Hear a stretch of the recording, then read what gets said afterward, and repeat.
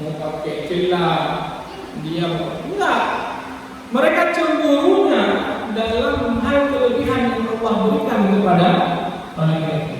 Mereka mengatakan kalau laki-laki bersedekah, tidak bisa bersedekah. Laki-laki bisa sholat, kan juga bisa sholat. Kata perempuan itu, laki-laki pergi haji, kan juga bisa pergi haji. Tapi ini tapinya, laki-laki pergi berjihad. Kalau mereka cedera gara-gara berjihad, maka mereka akan mendapat pahala dari Allah Subhanahu wa Ta'ala. Kalau mereka meninggal, Al-Quran mengatakan bal ahya'un 'inda rabbihim yurzaqun.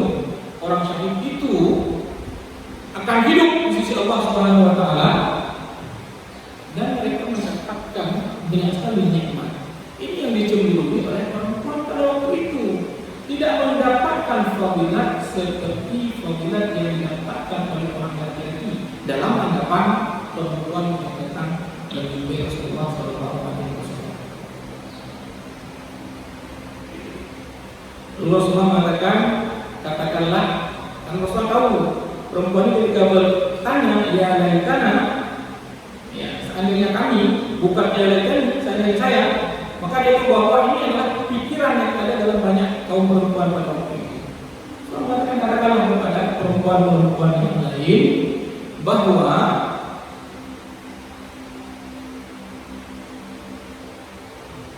husnul ta'atikunna li azwajikunna,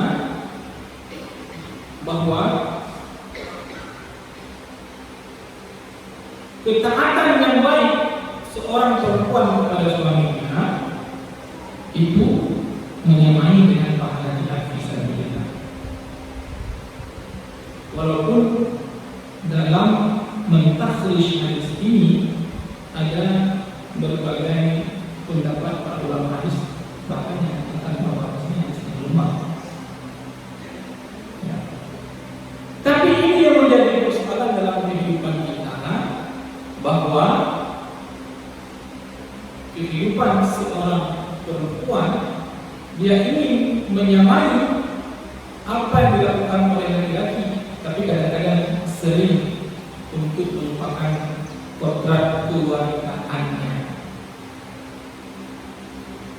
Kalau kita paham bahwa antara laki-laki dan perempuan itu memang ada perbedaan, memang Allah menciptakan dengan spesifikasi yang berbeda, tentu tujuannya juga berbeda, tapi memiliki tanggung jawab yang sama besarnya, terutama dalam keluarga. Apa tanggung jawab seorang perempuan dalam keluarga? Yang pertama adalah memberikan ketenangan dalam rumah tangga.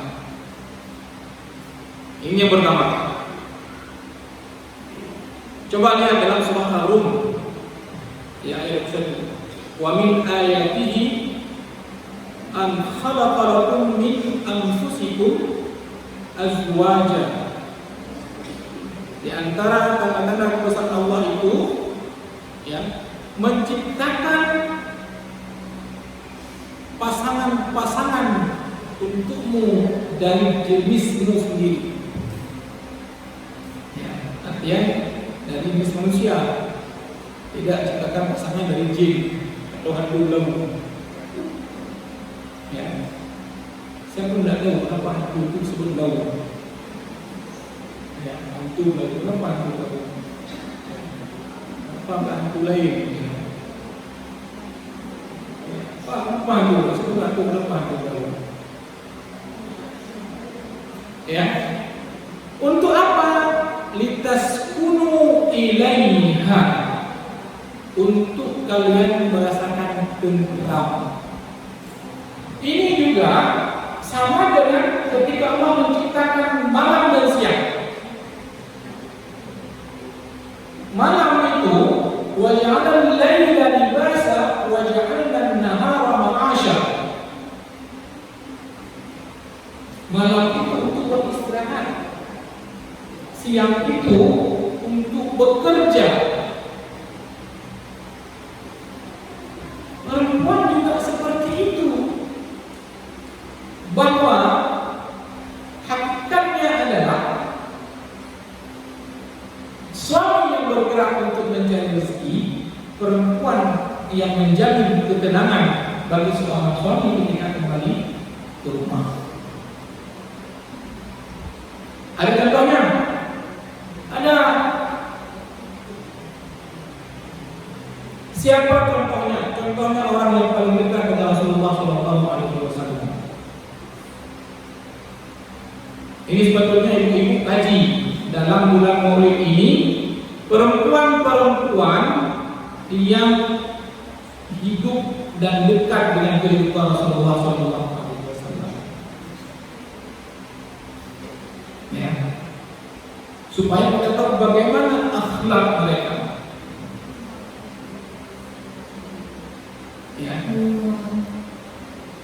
Mana contoh ini yang menunjukkan bahwa seorang perempuan itu memberikan ketentraman yang luar biasa sehingga suaminya itu bisa fokus untuk berdakwah, fokus untuk mengembangkan risalah. Contohnya Siti Khadijah binti Khuwailid.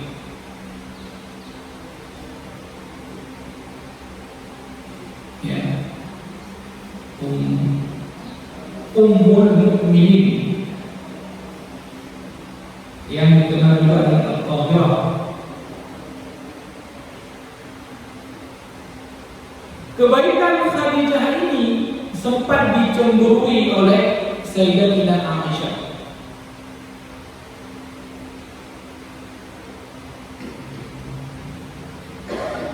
Padahal Rasulullah menikah dengan Aisyah setelah 3 tahun Khadijah meninggal, tapi cemburu juga, walaupun namanya cemburu juga, karena sifat cemburu ada memang. Ketika Rasulullah SAW menyebutkan tentang Khadijah, Aisyah mengatakan, perempuan tua sudah meninggal, Ajuzah, itu sudah meninggal. Islam mengatakan enggak. Khadijah itu memiliki kelebihan yang luar biasa yang tidak dimiliki oleh istri-istri yang lain. Dia mempercayai aku ketika orang semua tidak percaya padaku. Ini seorang perempuan yang harus yakin bahwa suaminya itu melakukan kebaikan, harus mendukung. Ketika semua orang itu melawan Rasulullah tidak beriman, Khadijah itu yakin dengan keyakinan suaminya. Walaupun nanti orang bilang ini itu kan Khadijah, suaminya Rasulullah, sementara istri saya bukan Muhammad. Kenapa Muhammad? Karena kita juga bukan Khadijah. Itu jawabannya.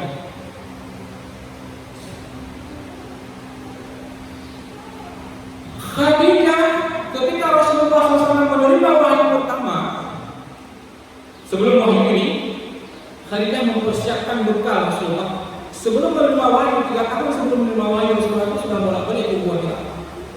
Ketika melihat keadaan kondisi masyarakat Mekah pada waktu itu yang begitu bermasalah, beliau berpikir dan merenung, pergi ke Bukhara. Ini hanya mempersiapkan bekal untuk beliau. Tidak dikatakan masih pergi-pergi aja, masih pergi-pergi aja. Ya. Ketika mendapatkan wahyu pertama, Rasulullah merasa ketakutan. Iqra itu ketika nampak malaikat, Rasulullah itu dipeluk oleh malaikat sehingga sampai tidak bisa untuk bernafas. Iqra ma ana biqari,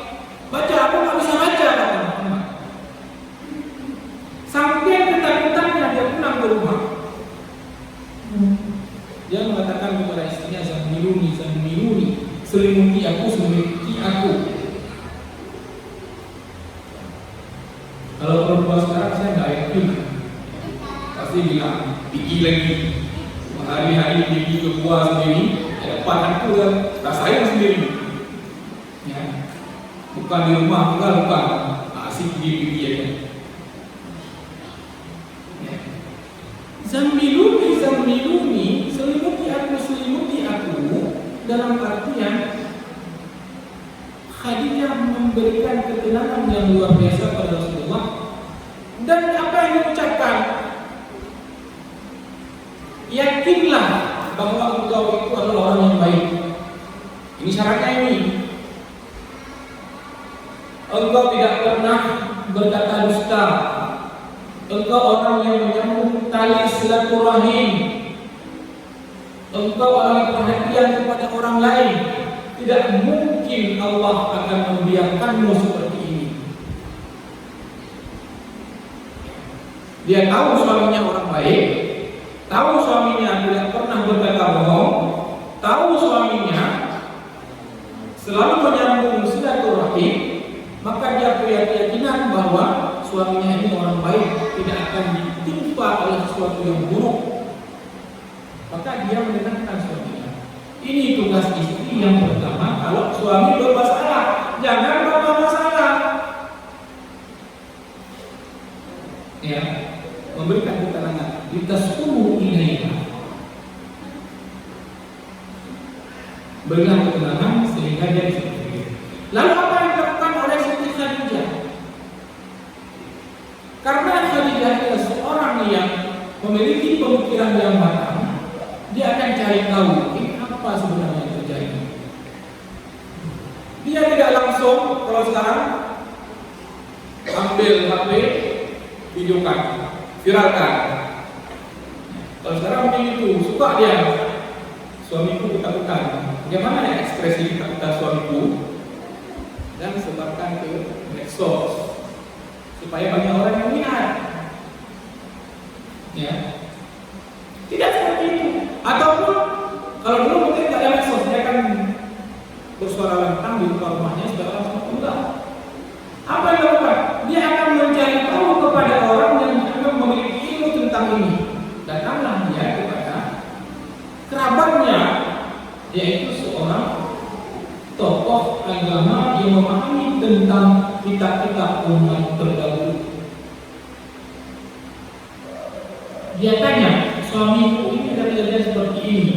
Dia di Gua Hira ada datang makhluk yang seperti ini. Dia mengucapkan ini baca seperti ini. Ya. Lalu orang ini mengatakan, ini adalah suatu kebaikan dan suami ini adalah akan menjadi pembawa kabar gembira kepada umatnya, dan orang-orang yang mendatangi makhluk ini yang dinamakan dengan mereka dengan namus atau malaikat Jibril dalam Islam ketika dia pasti akan mendapatkan tantangan dalam kehidupannya. Kalau seandainya aku hidup, aku akan beriman dengannya. Dia cari untuk menyelesaikan persoalan, bukan tambah masalah, bukan curhat kepada orang yang tidak bisa memberikan solusi. Ini yang banyak persoalan sekarang. Ada masalah cerita rame-rame, tapi cerita pada orang yang memberikan solusi. Ini adalah bagian dari memberikan ketenangan bagi suami dalam keluarga.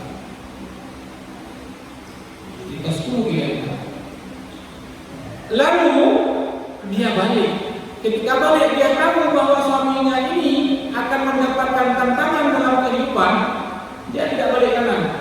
Dia akan mendampingi suaminya ketika mendapatkan kesusahan. Kalau tadi kelebihan Khadijah itu bahwa dia beriman ketika orang kafir. Yang kedua adalah syatramani, dia telah memberikanku banyak sekali finansial dalam mendukung dakwah. Ketika Rasulullah SAW diembargo di Syekh Amir selama 3 tahun, itu sumber keuangannya adalah Fatimah Khadijah. Khadijah itu saudara kaya raya, seorang perempuan businesswoman yang membelanjakan seluruh hartanya untuk dakwah Rasulullah SAW. Ini berarti memberikan ketenangan baik secara emosional atau nafsiyah ataupun memberikan ketenangan secara finansial kalau istri itu memiliki kelebihan finansial untuk kebaikan. Kemudian kelebihannya apa? Bahwa dia adalah ibu dari anak-anakku, kata Rasulullah Shallallahu Alaihi Wasallam dan Aisyah. Itu yang kelebihan. Dan Khadijah ini seorang hartawan yang mendampingi Rasulullah SAW hampir 25 tahun. Ya. Memberikan ketenangan, membela Rasulullah dari cemoohan, mendampingi Rasulullah secara finansial. Kalau ada persoalan, dia yang berada di depan membela Rasulullah SAW. Ini adalah bentuk ketenangan yang diberikan oleh seorang istri kepada seorang suami yang telah ditunjukkan oleh Siti Khadijah Al-Kubra. Maka Jibril memberikan salam kepadanya. Dalam satu riwayat, maka Allah sendiri menyampaikan bahwa jika Khadijah datang bacakanlah salam dari Allah SWT kepada Siti Khadijah. Ini luar biasa kelebihan dari Siti Khadijah Al-Kubra. Maka tugas perempuan yang pertama adalah memberi ketenangan dalam keluarga.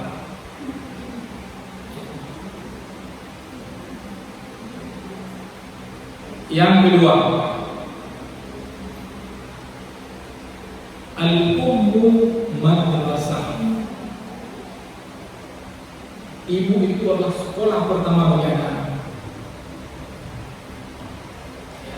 Ibu itu sekolah. Al-ummu madrasah. Ibu itu sekolah. Maka dalam berkeluarga banyak sekali hadis yang menganjurkan untuk memilih istri yang baik supaya dia menjadi sebagai pendidik.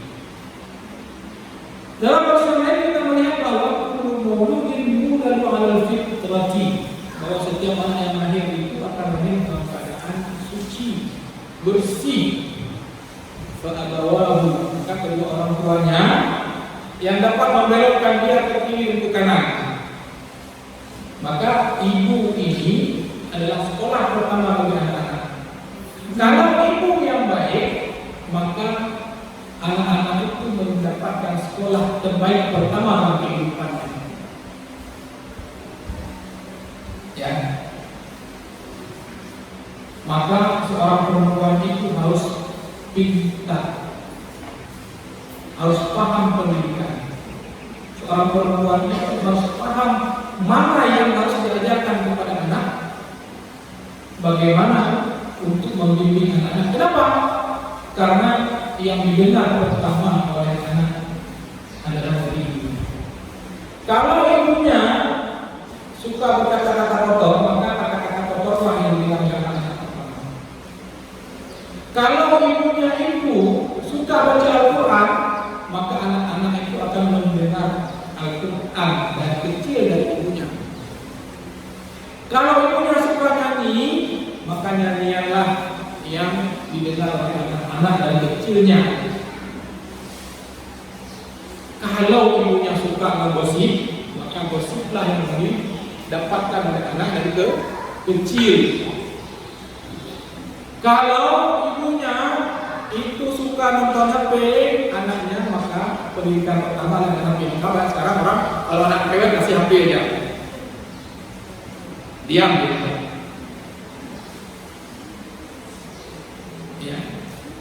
Ibu itu yang akan memberikan corak bagi kehidupan seorang anak, karena pendidikan yang pertama diterima oleh anak adalah dari ibu. Karena waktu anak lebih banyak dengan waktu ibu. Ya. Dengan ibu. Coba dilihat di rumah, berapa lama anak-anak dengan ibu, berapa lama anak-anak dengan ayah. Ya. Maka hampir sebagian masa kecil anak-anak itu dengan si ibu. Maka ibu hidupnya harus berkualitas. Ibu pendidikannya harus berkualitas.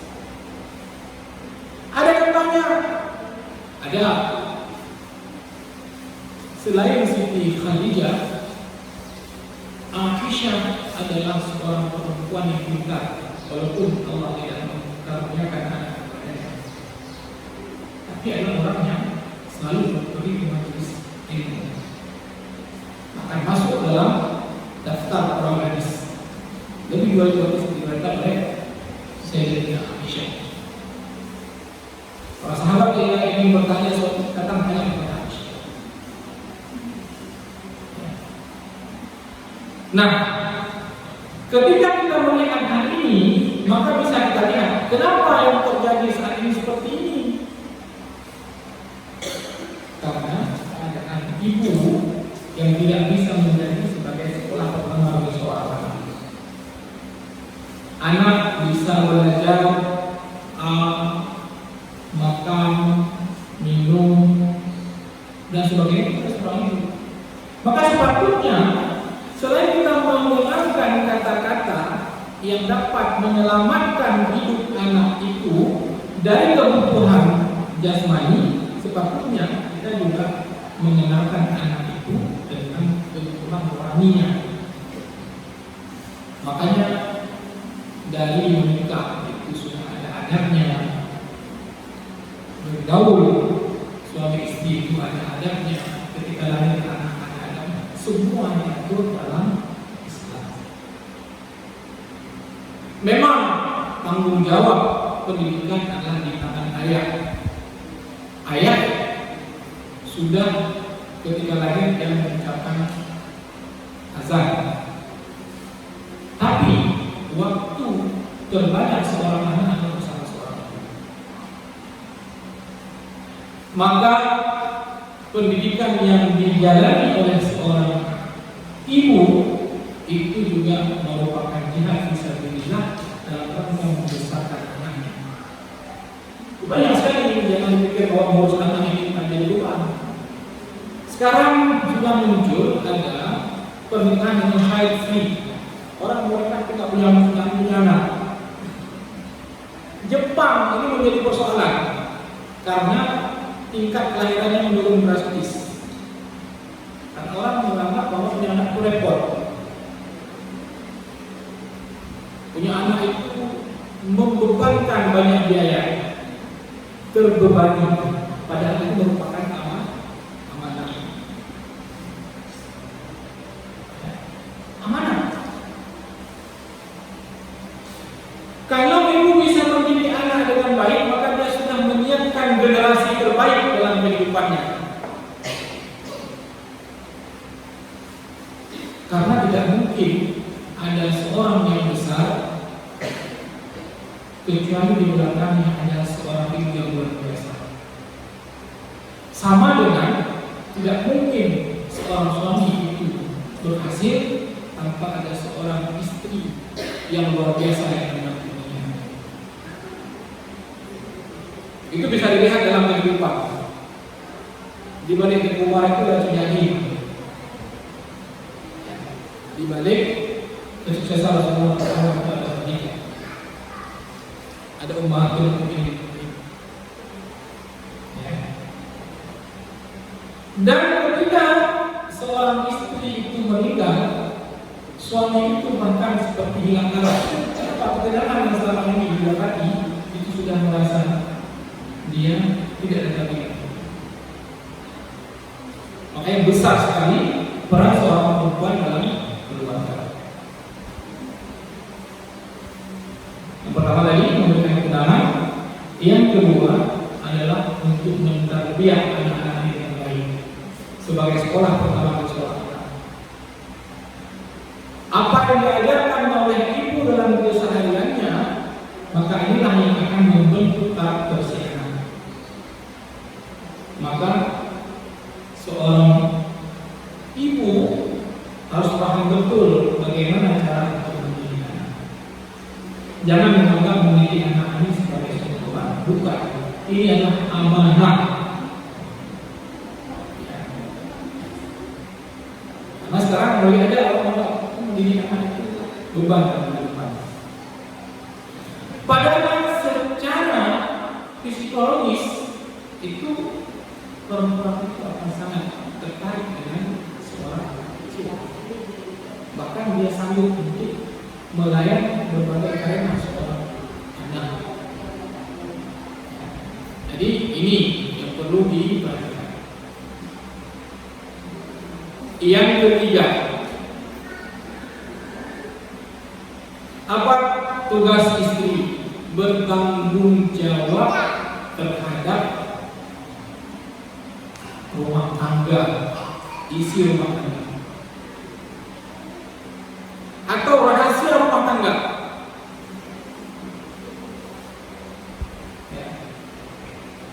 Kullukum ra'in wa kullukum mas'ulun an ra'iyatihi. Setiap kamu adalah pemimpin dan setiap pemimpin akan dimintai pertanggungjawaban terhadap apa yang dipimpinnya.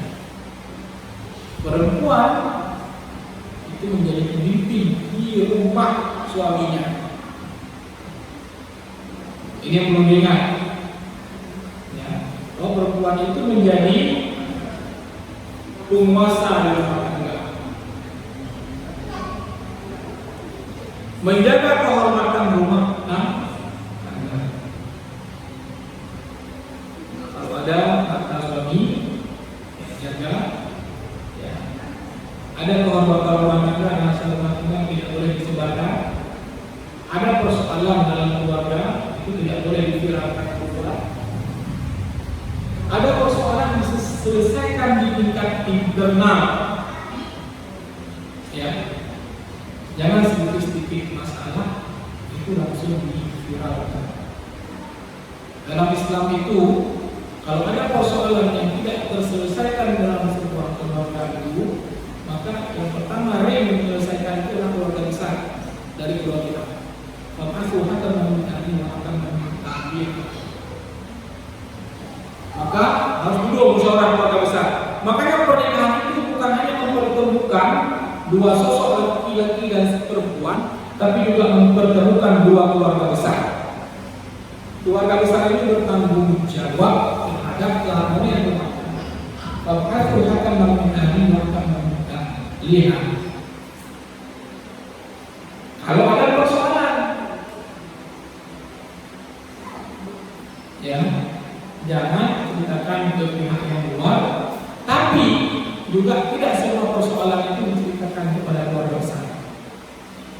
Kalau sudah menjadi persoalan tidak bisa diselesaikan. Ya, jadi ini sudah menjadi ketentuan dalam Islam. Maka kadang-kadang kita tidak membaca apa saja sebenarnya ayat-ayat yang berkaitan dengan keluarga. Apa saja sebenarnya ayat-ayat yang berkaitan tentang pendidikan anak. Apa saja ayat-ayat yang menceritakan tentang kelebihan dan kekurangan laki-laki dan perempuan. Apa saja amal saleh yang bisa dilakukan oleh laki-laki dan perempuan. Semuanya boleh dilakukan. Tapi ada hal yang berarti itu membedakan.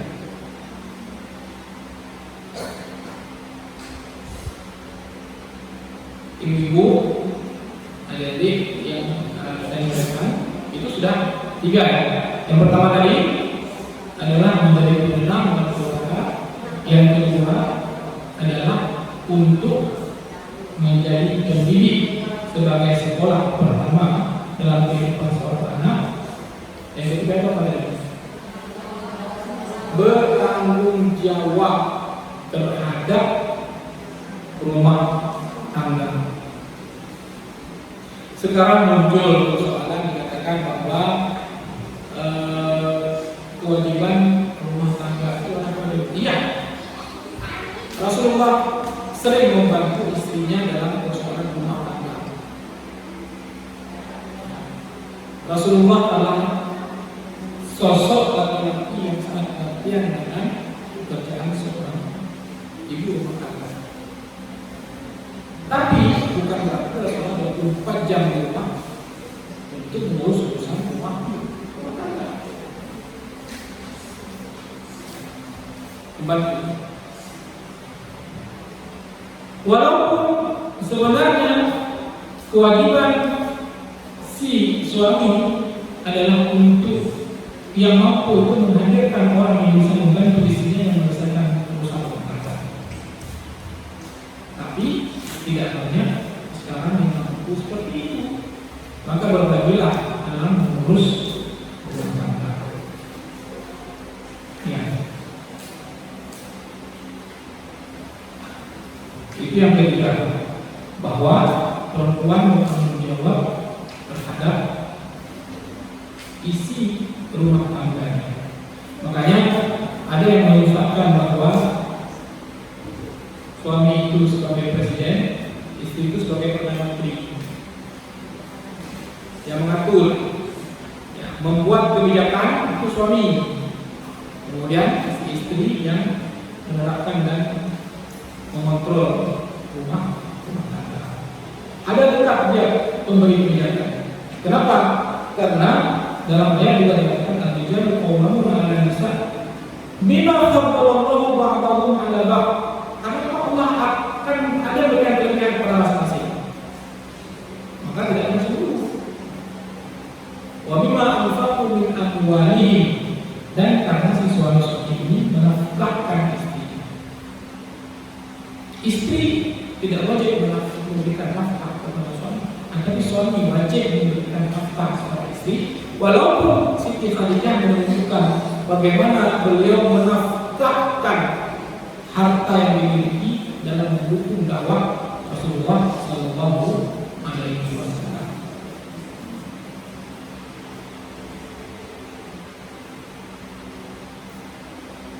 Itu yang ketiga.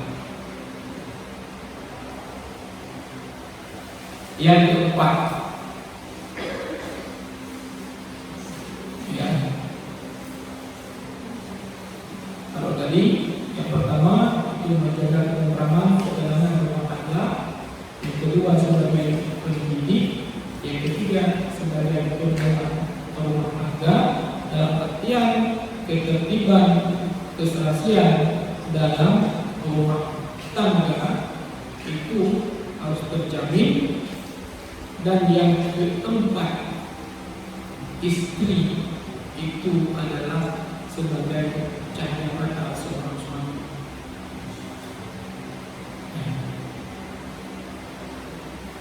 Cahaya mata seorang suami bahwa harus menunjukkan sesuatu yang paling baik keadaannya di depan suami. Jangan cantik itu ketika pergi ke pasar saja, di rumah juga pergi cantik. Jangan rapi dan wangi itu ketika pergi pesta saja. Tapi kalau di rumah bukan seperti pergi pesta tiap hari, aneh juga. Ya, ini saya pakai mereka dulu, apa yang masak? Itu udah aneh juga, ya kan? Sesuaikanlah dalam artian bisa untuk menunjukkan hal yang terbaik kepada seorang suami. Mungkin itu yang paling besar yang perlu dipastikan oleh seorang yang bergelar istri dalam rumah tangga. Ya. Pendidikan itu sangat penting, terutama pendidikan akidah. Maka seorang ibu harus paham dan benar akidahnya. Kalau perempuan sebagai anak, apa kewajibannya? Jadi kita mengatakan bahwa dia bisa sebagai seorang istri, karena ini ibu ini adalah perempuan dan keluarga ini memiliki peran yang luar biasa. Bisa sebagai ibu, bisa sebagai istri, bisa sebagai anak. Sebagai anak, yakinlah bahwa surga ada di bawah telapak kaki ibu. Walaupun sekarang banyak kita lihat ada anak yang berani bunuh ibunya, macam-macam ada sekarang. Ya. Seorang anak, ya, surgamu ada di bawah telapak kaki. Artinya, begitulah ditafsirkan untuk harus tunduk dan patuh kepada orang tua.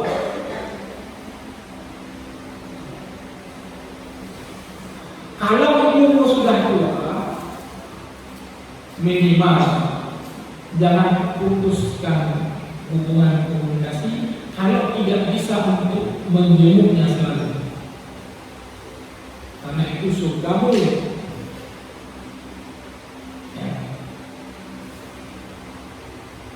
Saya punya orang tua yang sudah 74 tahun. Biasanya saya usahakan Sabtu Minggu saya pulang ke Biren untuk menjenguk beliau. Kan saya sakit sekali.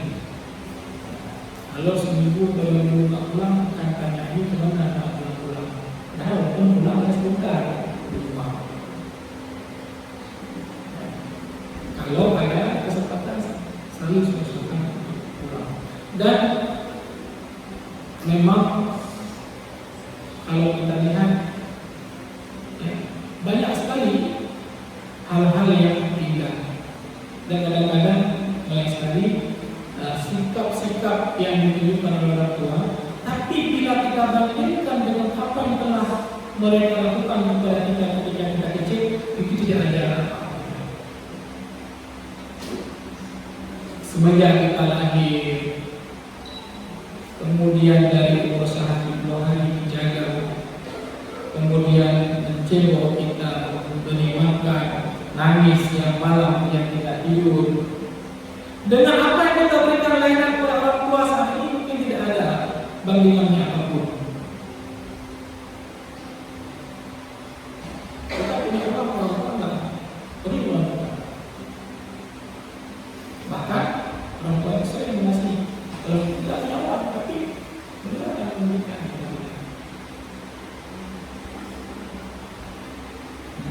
Tapi sebenarnya yang diinginkan apa? Adalah perhatian.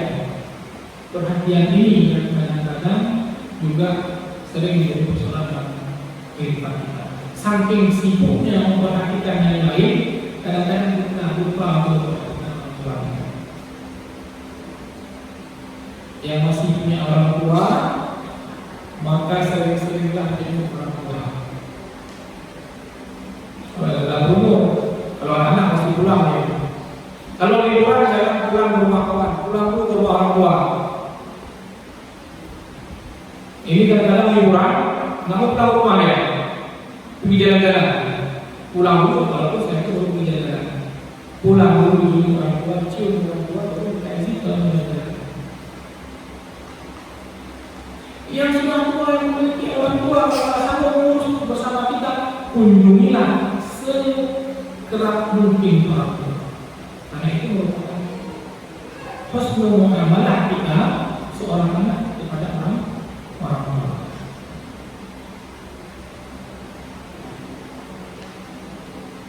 Jangan membantah. Dalam artian jangan melakukan hal-hal yang menyakiti hatinya. Ya. Kalau dalam Al-Quran dikatakan wala taqulanna uffin, jangan mengatakan sekalipun. Begitu perhatiannya Al-Quran terhadap kewajiban seorang anak kepada orang tua. Dalam artian jangan pernah. Kalau ada terjadi dalam kehidupan kita, maka segeralah untuk memohon maaf kepada orang tua. Kalau sudah meninggal bagaimana? Saya sudah tak ada orang tua lagi, sudah meninggal, maka menyambung silaturahim dengan orang-orang yang dekat dengan keluarga kita, salah satu bentuk daripada berbakti kepada orang tua. Selain bersedekah dan mendoakan, itu sudah pasti.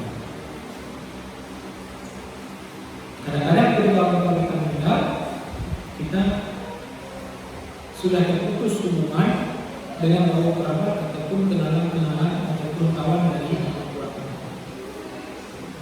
Padahal menyambung silaturahim dengan orang-orang yang memiliki hubungan dalam kehidupan orang tua kita, itu adalah salah satu bentuk kebaktian kita kepada orang tua setelah mereka kembali kepada Allah Subhanahu wa Ta'ala.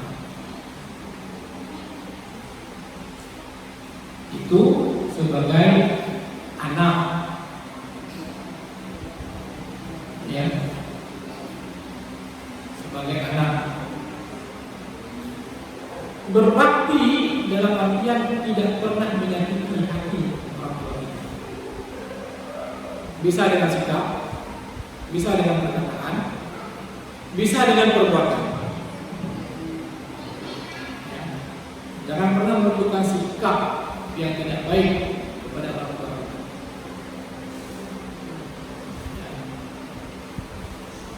Walaupun kadang-kadang kita suka mengganggu, ya, itu biasa dalam artian untuk bersejahtera dengan orang tua kita.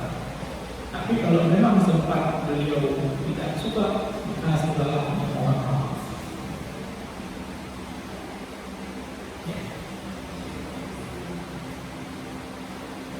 Bagaimana kehidupan seorang perempuan dalam masyarakat?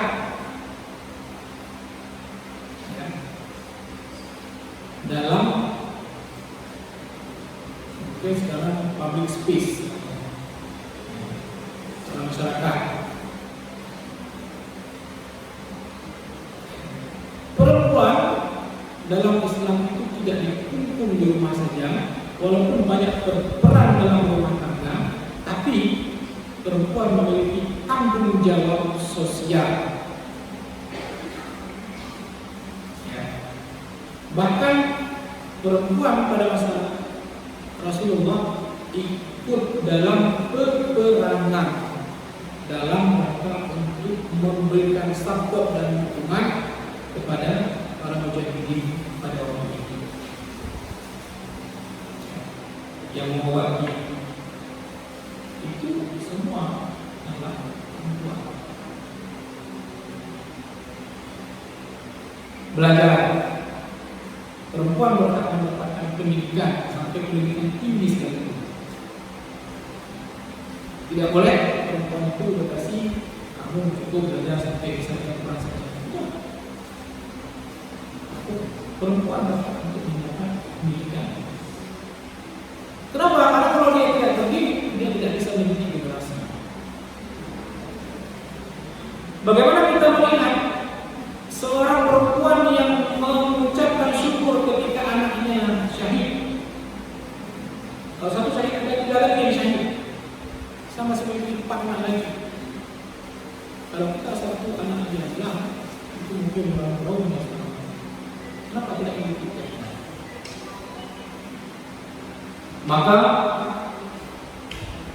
dalam kehidupan ini, pendidikan kepada perempuan untuk mendidik dan melahirkan generasi yang akan datang sangat perlu untuk diperhatikan, sehingga persoalan-persoalan yang dihembuskan sekarang yang ingin memisahkan perempuan dari agama, memisahkan peran perempuan dari seorang ibu, memisahkan peran perempuan dari seorang istri salihah, itu perlu untuk dipelajari dengan benar bahwa ketika seorang perempuan muslimah itu sudah meninggalkan tugas dan fungsi utamanya, maka negara ini sudah menjadi goyang.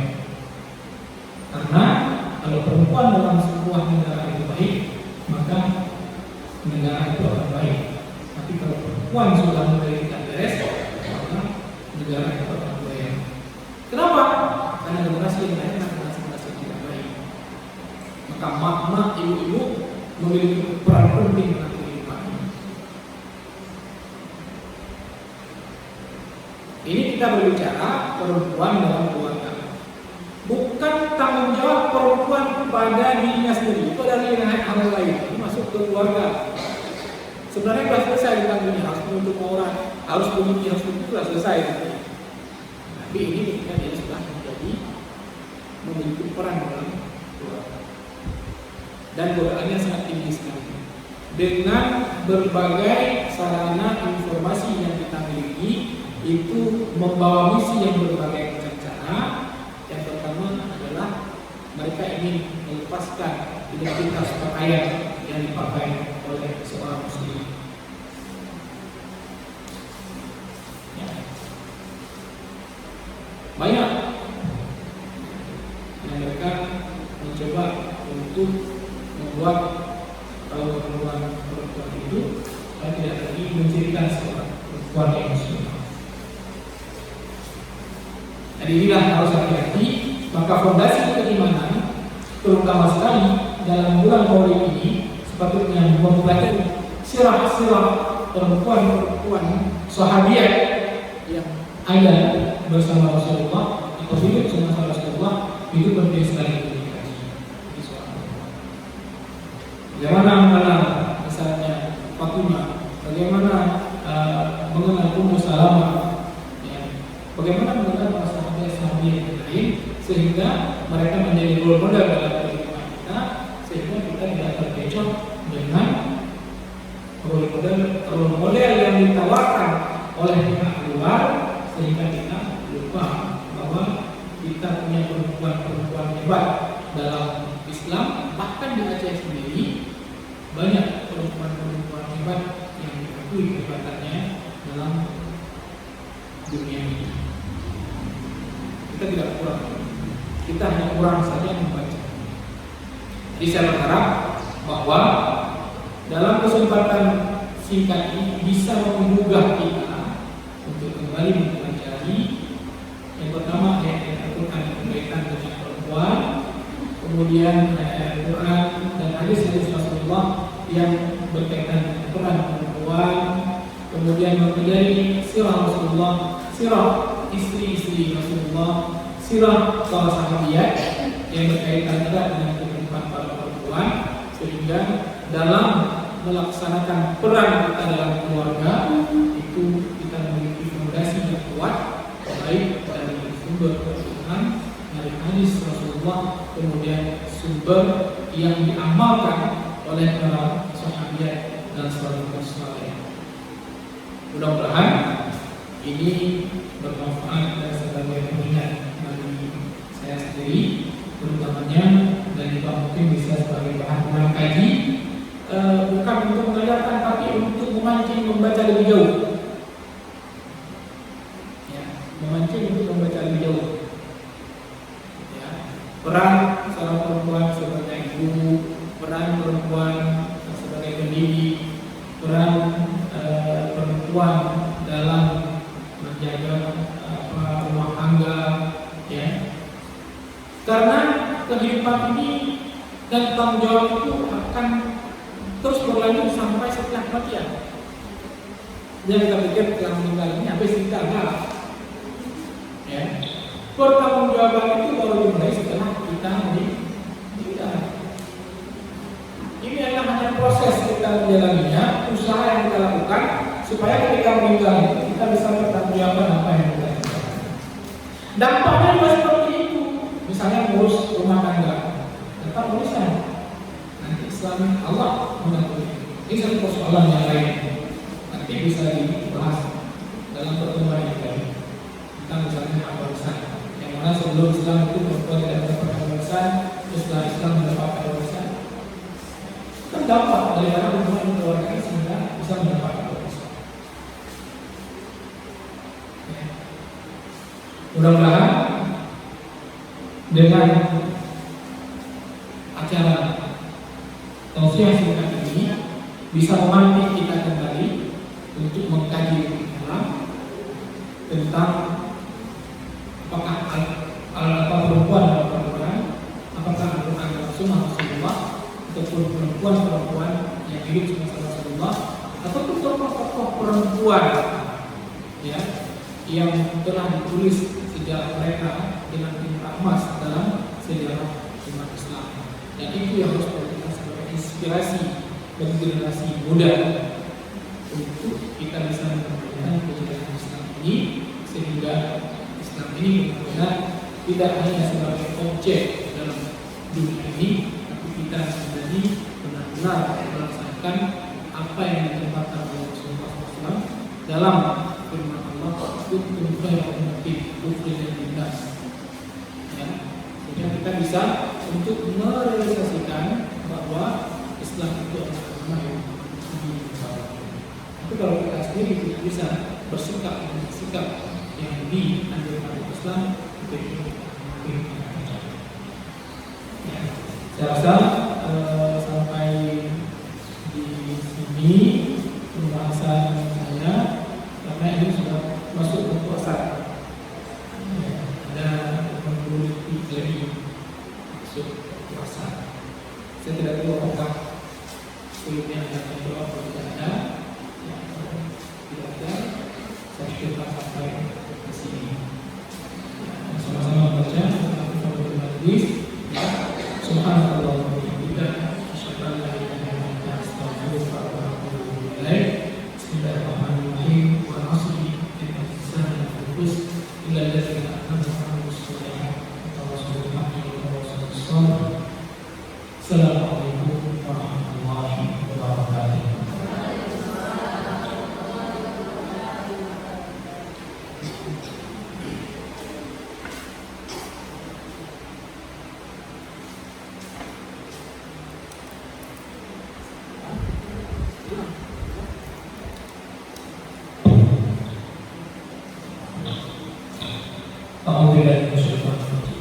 Bismillahirrahmanirrahim. Alhamdulillahirabbil alamin. Ya Rabbal alamin, alhamdulillah alladzi ja'ala wajhaka karim wa 'azim sultan. Allahumma shalli wa sallim ala sayyidina Muhammadin wa ala alihi wa ashabihi ajma'in. Allahumma inna nas'aluka ridhaka wal jannata wa na'udzu bika min sakhatika wan nar.